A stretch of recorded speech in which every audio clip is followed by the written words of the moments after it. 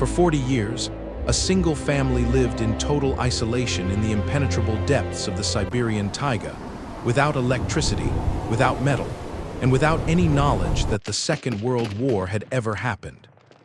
Fleeing into the wilderness in 1936, the Lykov family survived -40-degree winters, crushing starvation, and the terrifying silence of an endless, frozen forest.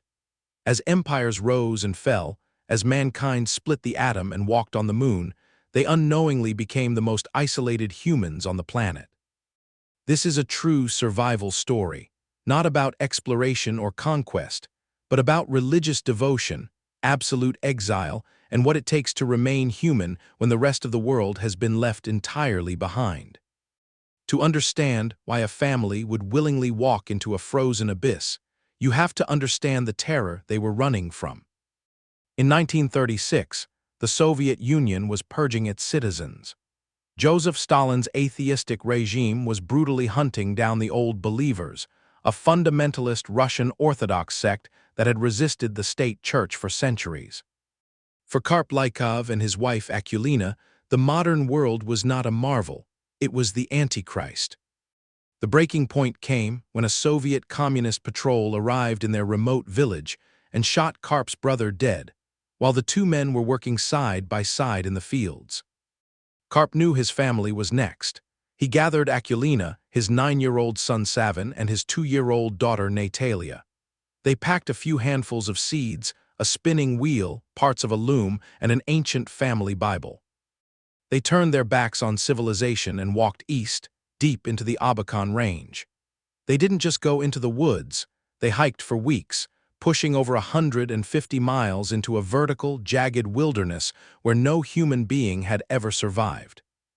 They built a crude cabin out of rough-hewn pine logs, insulated only with damp earth and moss. There, they vanished from the earth. The Siberian Taiga is not a forest. It is a green ocean. It is an active, terrifying predator. For 6 months of the year, the taiga becomes a frozen hellscape. The temperature plummets to 40 degrees below zero. It is so cold that the sap inside the pine trees freezes solid, causing the trunks to explode. The sound echoes through the empty, white valleys like artillery fire. The snow is relentless, burying the landscape in drifts 10 feet deep, erasing all tracks and silencing the world. The Lykovs lived in a single, soot-blackened room built from rough-hewn pine logs and insulated with damp earth. It was the size of a modern bedroom, yet it was the entire universe for 6 people. It had one tiny window, no bigger than a pocketbook, which let in a gray, sickly light. The air inside was thick and claustrophobic, smelling constantly of wood smoke, old pine, and the heavy sweat of unwashed bodies. In this dark, suffocating space, Akulina gave birth to 2 more children, a son named Dmitry in 1940 and a daughter named Agafia in 1943. These 2 children grew up never seeing a human being outside their own family. They had never seen a piece of bread. They had never seen a wheel. The only book they knew was the ancient family Bible, read by the dim, flickering light of splintered pine knots. Karp taught his children to read and write using sharpened birch sticks dipped in honeysuckle juice as ink. Survival required a terrifying, exhausting level of ingenuity.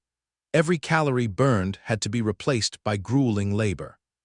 When their clothes finally rotted away, they had to grow hemp, laboriously crush the stalks by hand, and weave crude, scratching garments from the fibers. When their leather shoes fell apart, they fashioned boots from birch bark. But these bark shoes offered no warmth and disintegrated constantly in the damp snow, forcing them to tie the pieces to their bleeding, calloused feet with dried grass. They made fire by striking flint against steel. They had no matches. Keeping the embers alive was a sacred, terrifying duty. If the fire died in the dead of winter, the family would freeze to death in their sleep. But the forest was staggeringly stingy. Their diet consisted mostly of potato patties mixed with ground rye and crushed hemp seeds. They craved meat, but they had no guns, no bows, and no steel traps. As Dmitry grew, he evolved into something entirely unique, a feral, superhuman hunter. Without weapons, he dug deep pits in the frozen earth to trap prey. When that failed, he hunted the only way left, by running. He would track elk barefoot in the freezing snow, chasing the massive animals through the taiga for days. He would sleep in the open, in sub-zero temperatures, surviving on pure adrenaline and faith, running until the beast simply collapsed from exhaustion. Then, he would carry the heavy meat miles back to his starving family. But even Dmitri's terrifying endurance couldn't stop the famine of 1961. That year the taiga showed its ultimate cruelty. It snowed in late June. A hard frost settled over their clearing, instantly killing everything in their garden. Their entire food supply for the year was wiped out in a single night. Hunger is a slow, agonizing descent into madness. The stomach hollows out, the bones ache, the mind begins to hallucinate. The Lykovs were reduced to eating their own birch bark shoes. They chewed on the leather of their old belts. They boiled rowan berries and ate the bitter leaves of trees just to put something in their stomachs. Akulina, the mother who had carried her children into the wild to save them, made a brutal, quiet choice. As the winter dragged on, she stopped eating. She claimed she wasn't hungry, continually pushing her meager rations toward her children. She starved to death in the suffocating darkness of their cabin, her body slowly shutting down over weeks so her family could live. They buried her under the freezing snow, and they endured. For 40 years, the only sounds the Lykov children had ever heard were the howling wind, the snapping of pine trees, and the prayers of their father. But in the summer of 1978, the eternal silence of the Abakan Range was shattered by a mechanical scream. A deafening, rhythmic thumping echoed through the valleys. The children stared at the sky in sheer terror as a massive, metal beast flew low over the tree line. It was a Soviet geology helicopter, scanning the uncharted wilderness for iron ore. The pilot looked down into the endless, impenetrable green ocean of the taiga and saw something impossible. Nature does not make perfectly straight lines, but there, clinging to a steep mountainside, was a deep trench, a garden, a precise, human-made clearing of potatoes and onions in a place where human survival was considered scientifically impossible. A team of 4 geologists, led by Galina Pismanskaya, was dropped off several miles away. They spent days hiking through the treacherous, vertical forest toward the coordinates. They didn't know what they would find. They expected dangerous, armed criminals hiding from the law or escaped prisoners from a Soviet gulag. They unholstered their pistols, their hearts pounding in the quiet of the woods. When they finally pushed through the brush and stepped into the clearing, they froze. The settlement looked like it had been built in the Middle Ages. The blackened, decrepit hut was surrounded by debris and dried potato tops. As the geologists approached, the low wooden door creaked open on wooden hinges. Out stepped Karp Lykov. The geologists stared in disbelief. He looked like an ancient biblical prophet. He was barefoot, wearing a patched, sack-like shirt, his matted beard reaching his waist. His hair was completely unkempt, and his eyes were wide with a mix of fear and resignation. For a long moment, nobody moved. The air was thick with the tension of 2 completely different centuries colliding. Then the old man spoke in a soft, archaic Russian dialect. "Well, since you have traveled this far, you might as well come in." The geologists entered the suffocating darkness of the cabin. It was like stepping into a tomb. As their eyes adjusted to the gloom, they saw silhouettes huddled in the corners. Suddenly, the silence was broken by the hysterical, terrified sobbing of the 2 women, Natalia and Agafia. They were crying out, "This is for our sins! This is for our sins!" They had never seen a human being outside their immediate family. The geologists, wearing modern synthetic jackets and boots, must have looked like aliens or demons. The culture shock was absolute and deeply psychological. The geologists tried to calm them by offering gifts. They pulled out bread, jam, and tea. Karp looked at the bread, a food he had not tasted in over 40 decades, and refused it all. "We are not allowed that," he whispered. When one of the geologists pulled a simple, transparent cellophane bag out of his pocket to offer them supplies, the women gasped and shrank back in pure terror. "Lord, what is that?" Agafia cried out, staring at the plastic. "It is glass, but it crumples." As the days passed, and the terror turned into hesitant curiosity, the geologists began to tell the Lykovs about the outside world. They told them that man had split the atom. They told them that humans had flown to the moon.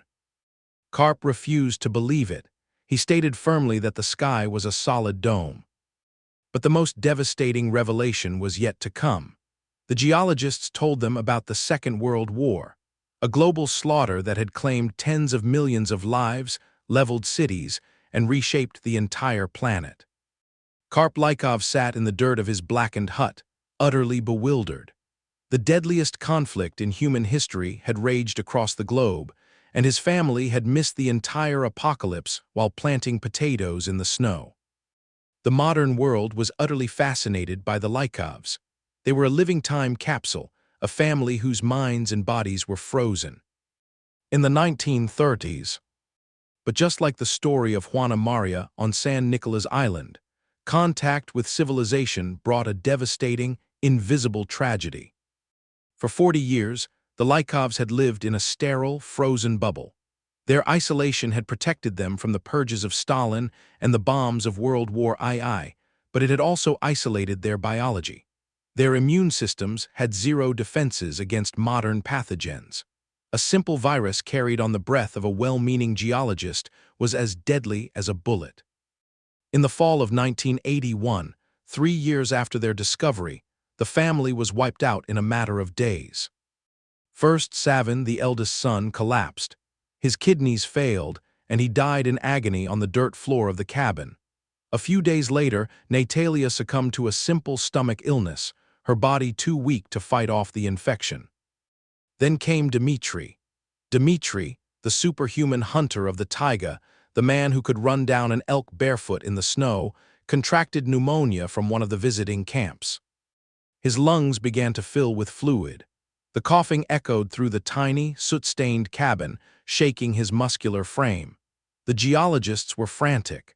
They begged Dmitri to let them airlift him to a modern hospital. They pleaded with him to take a simple course of antibiotics that would save his life within days. But the family's faith was absolute, and their fear of the outside world was unbreakable. Dmitri looked at the medicine and refused it. As he lay dying, he whispered to the geologists, "A man lives for howsoever long God grants." He closed his eyes and passed away in the only home he had ever known. 3 fresh graves were dug into the frozen earth of the Abakan Range. 3 wooden crosses were erected in the snow. Karp Lykov, the patriarch who had led them into the wilderness, lived for 7 more years before dying peacefully in his sleep in 1988. That left only Agafia, the youngest daughter. She was completely, utterly alone in the most unforgiving landscape on Earth. The Soviet government and later the Russian government offered to fly Agafia to a city. They offered her a modern house, a pension, central heating, and endless food. They even flew her on a helicopter to tour a nearby town. For the first time in her life, Agafia saw civilization. She saw roads, cars, and brick buildings. She heard the deafening roar of engines and breathed the choking exhaust of progress. She hated it. She looked at the government officials and told them that civilization was a terrifying, suffocating place. "Down there," she said, pointing toward the cities, "there are cars and smoke and sin. I will not go." She chose to return to the green hell. She chose the -40-degree winters. She chose the grueling labor of chopping wood, the threat of hungry bears, and the crushing, heavy silence of modern humanity's absence. The story of the Lykov family forces us to confront an incredibly uncomfortable truth. We view civilization as a rescue. We view progress, medicine, and technology as a mandatory cure for the human condition. But to the Lykovs, the wild was their sanctuary, and we were the disaster. They didn't need to be saved. They only wanted to be left alone to speak to their God in the silence of the snow. It makes you wonder, in our desperate, modern rush to connect everything and everyone, to be constantly plugged in and painfully aware of every tragedy on the globe, what peace are we losing, and what does it mean to be truly free? If you found this story compelling, please hit the like button. It really helps these historical deep dives get seen. and subscribe for more documentaries on the forgotten corners of history and the extraordinary limits of human endurance. Thanks for watching.